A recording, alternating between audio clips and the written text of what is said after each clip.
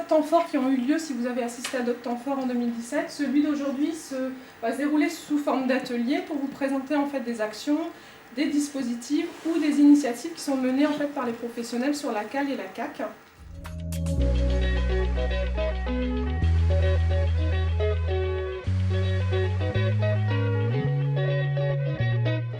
Dans cet atelier, j'ai choisi de vous présenter 2 dispositifs qui luttent contre le décrochage scolaire chez les moins de 16 ans. Donc moi je prends en charge des élèves 5e, 4e, 3e. On essaye par rapport à une démarche volontaire de l'élève et de la famille. Ces élèves nous sont signalés par un établissement scolaire, dans la majeure partie des cas. Et ce sont des élèves qui n'ont plus d'appétence scolaire et qui l'expriment de différentes manières, soit de la passivité, soit de la fuite, c'est-à-dire c'est des élèves fantômes qui traînent dans les couloirs, ou alors des élèves qui sont en rébellion un peu contre le système. À l'issue d'un petit entretien avec la famille et l'élève, on présente l'élève à une commission d'admission qui va donner un avis au directeur académique et avec cet avis, il sera intégré pour une période de 8 semaines au sein de ma classe relais. Donc c'est vraiment le but, c'est de les réconcilier avec l'école et leur montrer que les jeunes qu'on a en charge sont capables de faire des choses. Donc on essaye de baliser et puis de leur redonner de l'appétence au scolaire, de leur donner des goûts des mathématiques ou des sciences de manière différente. Moi ça se passe pratiquement tout le temps bien. Et les premières personnes qui voient l'évolution sont les parents, la famille. Donc moi je suis sur le district Hénin-Carvin et donc je suis internalisé, donc je suis au sein de l'établissement Gérard Philippe à Hénin-Beaumont. Je fonctionne comme M. Laurin en termes de sessions, donc je fonctionne avec 3 sessions sur l'année scolaire. Par contre sur le district on a opté plus sur un travail sur les élèves de 5e et de 4e. Le recrutement se fait de la même manière, c'est-à-dire qu'on rencontre l'élève et sa famille donc au sein du collège d'origine avec l'équipe de direction, éventuellement le professeur tuteur. On explique à l'élève que le dispositif relais c'est un dispositif d'aide, c'est pas une sanction. Donc c'est pareil, une commission d'admission qui statue sur l'admissibilité ou pas en session et une décision finale donnée au DAZEN. À partir du moment où les élèves sont accueillis au dispositif relais, moi je démarre par un peu comme M. Laurin, par des évaluations diagnostiques en maths et en français, ça nous permet de faire le point sur l'élève. Donc le but du jeu c'est déjà les remotiver, leur remontrer qu'ils sont capables de faire et de bien faire. L'estime de soi est vachement importante, c'est un des points clés de la réussite au dispositif relais. Donc moi je les garde 4 semaines quasiment à temps plein où ils font juste des retours collège le mercredi matin pour pallier à ce fameux manque d'heures supplémentaires, de la dotation d'heures supplémentaires. Ensuite on amplifie les retours collège sur la 5e et la 5e et 6e semaine. Donc il y a une journée et demie. Pour finir les 2 dernières semaines de la session avec une présence plus en classe d'origine qu'au dispositif relais. On a 2 jours et demi au collège d'origine et 2 jours au dispositif relais. Donc la PJJ c'est un service public, c'est une direction du ministère de la Justice. Je vais faire vraiment très simple. On a 3 gros secteurs. On a un secteur d'hébergement avec les centres éducatifs fermés, les centres éducatifs renforcés, les foyers classiques.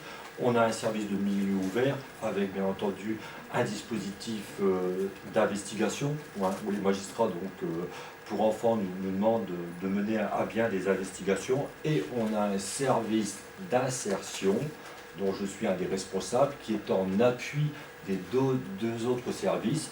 Et mon service d'insertion intervient également en détachant donc des éducateurs de la PJJ dans 1, 2, 3, 4, 5 collèges de la région. Donc ces éducateurs interviennent à mi-temps sur les classes relais. Leur mission c'est avoir un suivi des élèves avec, je dirais, les assistants sociaux des collèges d'origine et aussi avec les travailleurs sociaux qui interviennent au sein des familles de ces jeunes. Il y a beaucoup de jeunes qui sont soit suivis par le département, soit suivis par nos propres services. Donc l'éducateur de la classe relais va faire le lien avec tout ça et voir également ce qu'on peut travailler en amont avec les familles. Moi je dirais que l'éducateur PJJ c'est un partenaire dans la prise en charge globale du jeune. Et puis c'est aussi, je dirais, un médiateur entre l'institution scolaire, le dispositif relais et la famille. Donc le dispositif d'admission impossible s'adresse à des collégiens et des lycéens de moins de 16 ans. Alors on ne fonctionne pas du tout comme la classe relais, c'est-à-dire que nous on répond à la demande d'un chef d'établissement qui nous alerte sur la situation d'un élève décrocheur. Donc on se rend dans les collèges d'origine, et on rencontre donc l'élève, sa famille, le référent décrochage scolaire de l'établissement et on insiste également pour qu'il y ait un professeur de l'élève, alors souvent c'est le professeur principal, pour établir un petit diagnostic, c'est-à-dire essayer de comprendre la problématique de l'élève pour répondre au mieux à ses besoins.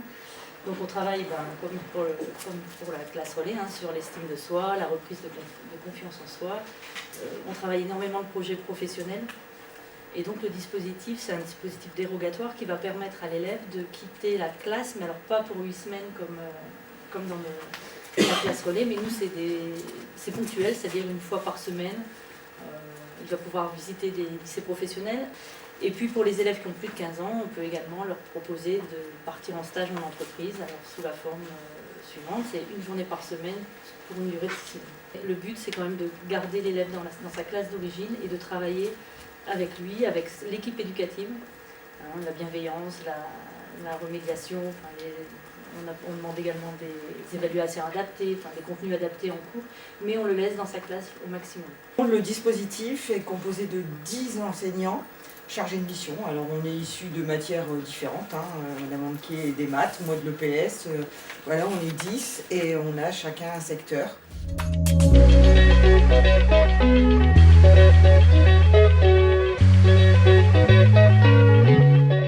Donc le groupe de prévention du décrochage scolaire, ou ce qu'on appelait aussi, ce qu'on appelle encore dans certains établissements, la cellule de veille. C'est un groupe de travail qui se réunit en moyenne tous les mois, voire grand maximum tous les mois et demi, qui réunit différents partenaires, donc à la fois la direction d'établissement, moi-même, la conseillère d'orientation psychologue, l'infirmière scolaire, nos partenaires extérieurs, Rencontres et Loisirs, et nous avons la chance sur Carvin d'avoir un PRE qui fonctionne très très bien, et aussi des assistantes sociales de secteur. Voilà, donc le but étant d'examiner les situations des gamins qui ont déjà été repérés ou qui sont en train d'être repérés, de faire le point sur leur situation à la fois scolaire et familiale, et de voir à partir du constat qui est établi, qui intervient et comment. Donc nous, on a été formés pour utiliser un outil qu'on appelle le parcours du JDONG, donc étude d'un parcours d'un jeune en difficulté. Voilà, c'est un outil en fait qui aborde la thématique du décrochage scolaire, comment ce personnage fictif peut décrocher, et on aborde justement les différentes étapes qui peuvent amener ce personnage à décrocher, en abordant plusieurs thématiques, plusieurs étapes. Voici un jeune que nous appellerons Kevin. Non, Youssef. Non plus. Paco. Non plus. Omar. Non plus. Oh, que nous appellerons le JDONG. Ce jeune qui a entre 8 et 10 ans et qui est à l'école primaire, un jour est blessé. Vous vous demandez, j'imagine, qui a tiré la flèche, ou en tout cas, ce qui a bien pu blesser notre jeune ami. Je ne vous le dirai pas. Je ne vais quand même pas mâcher votre travail, non mais alors, c'est à vous de chercher. Ce que je peux vous dire, par contre, c'est qu'après avoir été blessé, il n'est plus le même. Il a une très mauvaise image de lui, et des autres également. Il s'en méfie terriblement. Le monde extérieur lui paraît soudain dangereux. Il se sent fragile, insécurisé. Il a des peurs. Comme par exemple la peur d'être mis à l'écart, la peur de sortir de son quartier, la peur de l'échec aussi, de ne pas être à la hauteur. Face à ces peurs, il lui faut bien se protéger. Il va donc se chercher une armure. Mais cette protection n'est souvent pas suffisante. À cette première carapace individuelle, il convient donc d'en rajouter une deuxième, plus collective.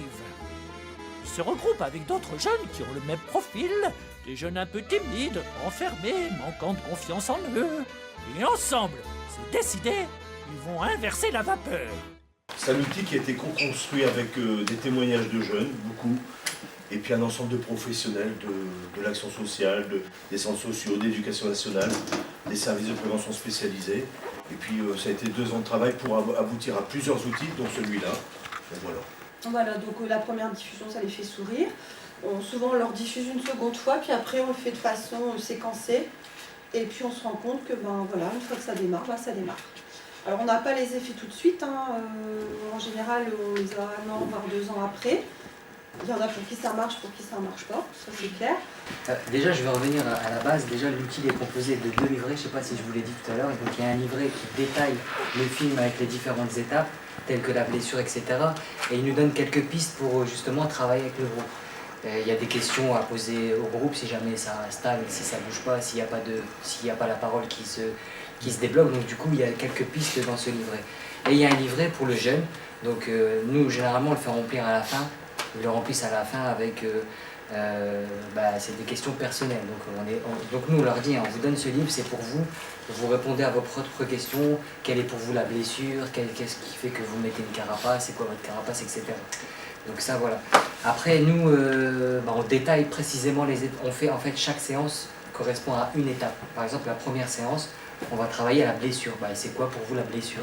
Et voilà, et après on discute autour de ces thématiques, c'est quoi le ressenti quand on est blessé, etc. Et ça permet justement à ces jeunes d'avoir ce déclic.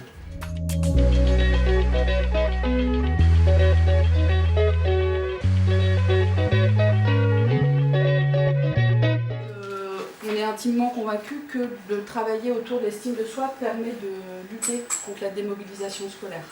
Donc on a mis cette définition-là, en tout cas de l'OMS, qui explique un petit peu autour de quoi nous on travaille du coup avec les jeunes que l'on rencontre. Donc avec ces 5 items, savoir résoudre un problème, savoir prendre des décisions, avoir une pensée créative, une pensée critique, communiquer efficacement, être aussi habile dans les relations interpersonnelles, avoir conscience de soi, de l'empathie et savoir gérer son stress et ses émotions. Donc quels que soient les auteurs, la définition de l'estime de soi est la valeur positive et en tout cas réaliste, j'ai envie de rajouter, qu'un individu se donne, comment il s'apprécie. L'estime de soi se construit à partir de l'image de soi et se manifeste par la confiance en soi. Donc c'est plus là la confiance en soi autour des capacités. On est certes convaincu que l'estime de soi a un rapport dans la mobilisation scolaire, mais pour étayer nos propos, on se base un petit peu sur une étude aussi de Bardou, Braille-Roussel et Escalé. Donc en fait c'est une étude qui a été mise en place par des services de pédopsychiatrie en Corrèze auprès de 405 jeunes d'un établissement scolaire. Les résultats confortent l'hypothèse selon laquelle l'estime de soi présente des effets sur la mobilisation. Plus l'estime de soi est élevée, notamment le soi émotionnel et le moi scolaire, plus la mobilisation est forte. Depuis quelques années, le département qui nous finance nous demande de travailler auprès des 11-16 ans. Du coup, donc les 11-16 ans, c'est des collèges. Donc on mène depuis quelques années avec l'équipe éducative, donc assistante scolaire, infirmière, CPE et les assistants d'éducation, on mène un projet estime de soi, un atelier estime de soi en direction des 6e. Donc avec ces classes de 6e, on travaille en binôme. Donc moi je travaille avec l'assistante scolaire, sociale. Donc la première séance elle est consacrée donc, à un questionnaire. En fait on donne un questionnaire aux élèves. Nous ça nous permet, c'est un indicateur en fait de comment le jeune se voit. La deuxième séance elle est consacrée, en fait on met en place des jeux, enfin c'est des outils, on met en place des petits jeux. Donc la deuxième séance c'est le jeu du chapeau, je ne sais pas s'il y en a qui connaissent le jeu du chapeau. En fait on met à l'intérieur d'un chapeau, d'une casquette, ce qu'on veut, des petits morceaux de papier. Donc, et du coup les jeunes chacun à leur tour vont en choisir une. Et donc c'est de répondre à la question qui est posée ou à la phrase. Donc l'idée c'est vraiment qu'ils puissent répondre sincèrement voilà, à la question qui est posée. La troisième séance, elle est consacrée au jeu de la pelote de laine. On utilise une pelote de laine. On demande aux jeunes de se mettre en cercle, debout. Nous y compris, hein, on joue avec eux. Et donc l'idée, c'est d'envoyer la pelote. Donc je ne sais pas s'il y en a qui connaissent. Hein, donc envoyer la pelote donc, à celui qu'on souhaite envoyer. Et puis donc on leur demande donc de donner son nom Et du coup, nous, pour cette année, on leur demande de nous dire quelles sont leurs passions. Et du coup, ça forme comme une sorte de toile d'araignée. Et à la fin, donc, quand le dernier est passé, l'idée c'est de reprendre donc, cette toile qui a été tissée, donc de la déformer du coup et de reprendre à l'envers et de se souvenir de ce qu'a dit celui à qui j'ai envoyé la laine, donc de se souvenir de ses passions de ce qu'il aime et puis de son nom. Et la 6e et 7e séance sont consacrées à, on appelle ça la journée des talents. On va leur demander à ceux qui souhaitent, c'est pas une obligation, en fonction de ce qu'ils aiment, de leur passion, eh ben de pouvoir se produire devant le reste des classes de 6e. Et la dernière séance, la séance 8, elle est consacrée du coup au bilan. On donne donc à chaque jeune un petit questionnaire et là l'idée c'est voilà, de nous renvoyer un peu comment ils ont vécu ces séances suite à ça, par rapport au questionnaire et par rapport aux observations qu'on a pu faire tout au long des séances, on peut affiner puis dire voilà, tel ou tel jeune aurait besoin d'un peu plus de soutien. Au niveau du Finarian, on a commencé à mettre en place en 2008 un atelier qui s'appelle Affirmation de soi, gestion du stress, qu'on a mis en place suite à ma formation de sophrologue. Et donc il a commencé à se mettre en place plus sur le plan individuel. Et après, donc avec le PRE de Liévin, ils ont fait appel à nous en fait pour mettre en place cet atelier-là pendant une semaine complète, pendant les vacances de la Toussaint. Donc pour des jeunes plutôt inhibés, plutôt isolés au niveau de l'établissement scolaire, des jeunes avec des difficultés à s'affirmer, à gérer leur stress, leurs émotions, et aussi des jeunes ayant tendance à s'absenter. Donc en début d'atelier, on leur fait passer des tests pour évaluer un petit peu leur niveau de stress, leur estime de soi. En fin de semaine, les jeunes préparent un temps fort où les parents sont invités, donc l'après-midi, où les petits jeunes qui étaient là le premier jour, un peu tétanisés à l'idée de devoir parler devant d'autres jeunes, ont présenté à l'ensemble des parents, aussi à certains partenaires de la commune, etc., le travail qu'ils avaient pu réaliser. Et on revoit les jeunes un mois après la fin de l'atelier pour voir si les bénéfices acquis ont perduré au-delà de ça.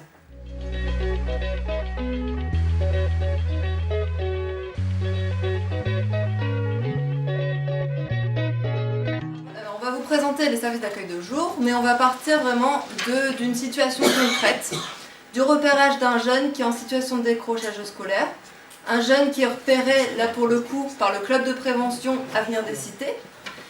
Et donc, vous expliquer un petit peu le lien qui a été fait vers l'accueil de jour de Falampin et comment a été accompagné ce jeune en situation de décrochage scolaire. Voilà.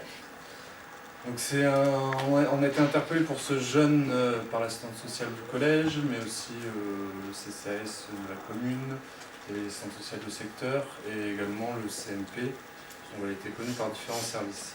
Donc c'est un jeune qui était en décrochage scolaire, il allait un peu au collège ou en Gancy, il avait un emploi du temps adapté avec une AVS, mais il ne suivait pas forcément le planning proposé. Donc, du coup, l'idée c'était de pouvoir le remobiliser autour de son projet scolaire. Et donc on a rencontré le SAJ de Falampin avec le jeune dans un premier temps pour qu'il puisse découvrir la structure et voir aussi ce qu'il peut lui être proposé. Donc le jeune a accroché sur l'atelier mécanique moto. Donc de là, on s'appuie sur justement ce support-là pour l'intéresser à cette structure. Donc on a commencé les démarches pour pouvoir l'inscrire. Donc nous, en tant que club de prévention, on ne pouvait pas faire la démarche parce qu'il fallait un accueil provisoire. Donc on s'est orienté tout d'abord vers l'assistante sociale de secteur, qui nous a envoyé vers MDPage. C'est un jeune qui a relevé, qui venait d'ITEP, qui a abandonné, qui a été intégré au collège par la suite. Qui nous a aussi, après par la suite, renvoyé aussi vers l'AEMO, parce qu'entre temps, une AEMO s'est mise en place. Donc voilà, tout ça, ça a pris du temps, c'est un cas exceptionnel, à peu près 8 mois. Donc on a pu, la mise en place de l'AEMO s'est faite en octobre 2017. Donc l'intégration après, le temps de la partie administrative, une préadmission en décembre et une admission, donc là il est depuis janvier 2018 au sein de l'ESAJ. Peu importe où vous travaillez, vous pouvez solliciter un accueil de jour. Effectivement, par le biais du département, à un moment donné, il faudra passer par eux forcément. Et effectivement, là, dans ce cas-là, ça a mis énormément de temps, pour plusieurs raisons, parce qu'il y avait du judiciaire, enfin, il y avait plusieurs choses qui se mélangeaient. Et du coup, c'est aussi un cas d'école, ce qui nous a fait un peu réfléchir aux accueils de jour, pour voilà, justement diminuer ces temps d'attente administratifs. Et du coup, on pourra vous présenter un peu comment on peut fonctionner pour une prise en charge beaucoup plus rapide, que ce soit sur des biais de stage sans prise en charge, ou sur des temps juste avec un accord de principe du département. Mais en tout cas, c'est ça qu'on voulait mettre en avant. Une autre chose qu'on voulait mettre en avant aussi, très important, c'est le partenariat. Que ce soit le département qui nous envoie un jeune directement, que ce soit un service judiciaire type AEMO ou que ce soit un club de prévention, le travail après en accueil de jour ne peut se réaliser, alors effectivement avec les parents, mais aussi avec le partenaire. Le partenaire n'est pas, il est convié à tous les rendez-vous, à toutes les synthèses, et fait partie intégrante de la réflexion sur le parcours du gamin. Voilà. Donc, les différents accueils de jour qui vont vous être présentés, voilà, ils ont pour mission de s'adresser à des adolescents qui sont décrochés scolairement depuis un moment, très très fâchés en tout cas avec le cursus scolaire. Et le service en tout cas commun à l'ensemble des accueils de jour, c'est d'apporter en tout cas un soutien qui soit éducatif, et de développer une dynamique d'insertion dans son environnement, donc social, scolaire et professionnel. L'idée, c'est de s'appuyer réellement sur un maillage identifié au niveau de la commune de résidence de l'adolescent et de sa famille, pour permettre en tout cas un rebond sur du dispositif de droit commun. Les accueils de jour n'ont pas vocation en tout cas à s'éterniser dans le parcours du jeune. Les actions en tout cas qui sont proposées, c'est d'accueillir le mineur déjà sur un temps scolaire en relais ou en complément d'une scolarité. Donc d'où l'importance de travailler en étroite collaboration avec les établissements scolaires du territoire. Différentes médiations ou supports pédagogiques sont proposés, et ça c'est distinct aussi des accueils de jour qui vous seront proposés tout à l'heure. Pour ça, on s'appuie également sur un maillage partenarial qui est identifié, qui est alimenté et qui est... il y a vraiment un réseau. L'accueil de jour à lui seul ne peut pas répondre à cette difficulté, à cette problématique qui est le décrochage scolaire. Les modalités d'accueil, c'est ce que Nicolas soulignait tout à l'heure, c'est-à-dire qu'on intervient soit sous un mandat administratif qu'on appelle les accueils provisoires, soit sous un mandat judiciaire. Donc le mandat administratif, c'est le triangle qui est dessiné en dessous et qui en fait est un contrat, c'est un contrat tripartite entre le jeune, la famille et le département. Voilà. Donc le service d'accueil de jour de l'EBDEF est situé à Arras. On est vraiment sur un projet SAJ, comme on disait tout à l'heure, centré sur le projet du jeune. Les ateliers de plateau technique qu'on peut proposer, c'est effectivement un restaurant d'application. Alors il faut imaginer une cuisine professionnelle avec une salle de restauration sur laquelle on peut accueillir en moyenne de 10 à une cinquantaine de personnes en restauration, donc c'est pas rien. Et les jeunes peuvent à cette occasion-là, épaulés par des professionnels, pour le coup qui viennent du monde de la restauration, travailler les techniques pour faire les repas, pour les mettre en place, travailler les mesures d'hygiène aussi, mais aussi travailler le service en salle. On a dans le plateau technique aussi la possibilité de travailler sur des ateliers techniques plus de bâtiments, électricité, plâtrerie, maçonnerie.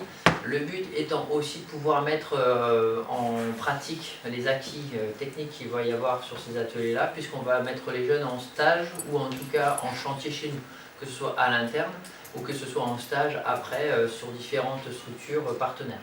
Le projet du jeune, c'est, tout à l'heure je le disais aussi, c'est de l'articuler aussi avec le parcours scolaire. Pour les moins de 16 ans, on est sur l'obligation scolaire, on en parlait tout à l'heure, de pouvoir travailler avec le collège, de faire de l'accueil modulé, des conventions d'émission impossibles. C'est aussi de pouvoir travailler, et surtout avec les plus de 16 ans, la possibilité d'être en contrat d'apprentissage, de pouvoir travailler avec un lycée professionnel sur effectivement de la technique, la remise à l'emploi. Et du coup, on se pose la question aussi de pouvoir travailler sur sur les 18 ans, mais plutôt sur un temps plutôt passerelle, on va dire. C'est-à-dire que quand les jeunes sont accueillis chez nous, 16-17 ans, c'est pas parce qu'ils ont 18 ans que demain c'est leur anniversaire, qu'on leur souhaite bon anniversaire, mais surtout au revoir, quoi. Donc du coup, le but c'est de faire ménager cette transition-là entre notre service d'accueil de jour et la structure qui va pouvoir prendre en charge ce jeune. Et le but aussi, c'est aussi de se dire, à un moment donné, avec nos partenaires des autres SAJ, de pouvoir se dire comment on fait du tuilage, comment on fait du partenariat. Le fait que nous on a un restaurant d'application peut être un atout pour un jeune qui est au SAJ de Falampa et vice versa, mécanique automobile, pourquoi un jeune de chez nous ne pourrait pas en bénéficier. Donc on va travailler toutes ces passerelles là et ces liens.